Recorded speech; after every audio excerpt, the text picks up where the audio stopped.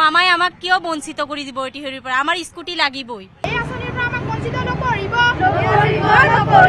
আমাৰ এইটো স্কুটি লাগিবই আমাৰ এইটো বঞ্চিত কৰিব নালাগে তেওঁ হিমন্ত মামাই এইটো বেয়া কৰিছে প্ৰজ্ঞানমন্ত্ৰী আঁচনিৰ পৰা বঞ্চিত কৰিবলৈ একাংশ ছাত্ৰীয়ে নগাঁৱৰ নেহৰুবালি প্ৰতিবাদ কৰিছে মোৰ লগত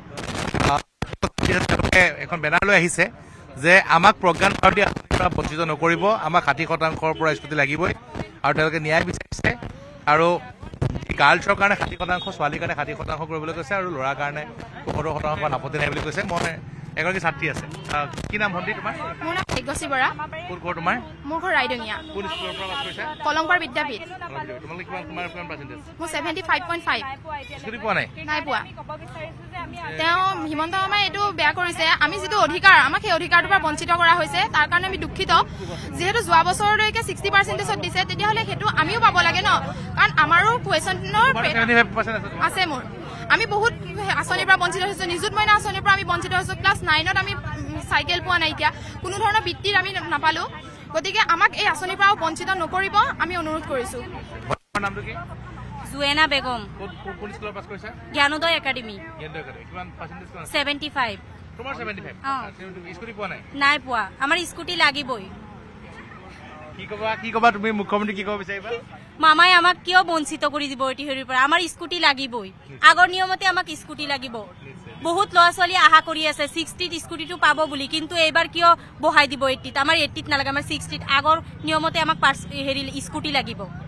ভণ্টি কি নাম?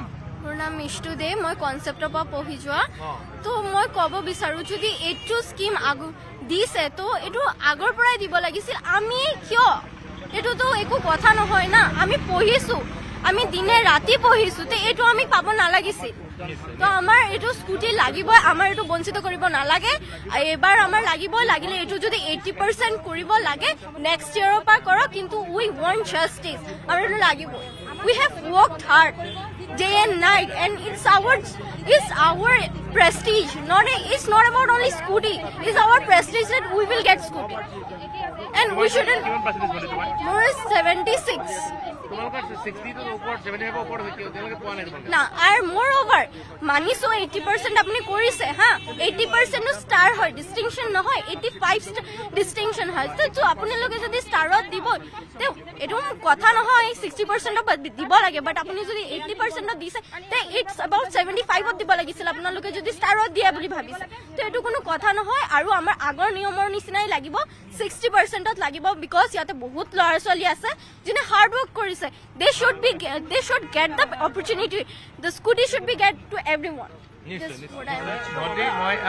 ভণ্টি তোমাৰ নামটো কি মই তোমাৰ পৰা জানিব চেষ্টা কৰিম ভণ্টি কি নাম তোমাৰ নামটো কি? নমস্কাৰ মোৰ নাম শ্ৰী ময়ূৰী হাজৰিকা তুমি কোন স্কুলৰ পাছ কৰিছা? মই এনএসা সিনিয়ৰ সেকেন্ডাৰী পৰা পাছ কৰিছো কিমান পাৰ্চেন্টেজ পাব ভণ্টি?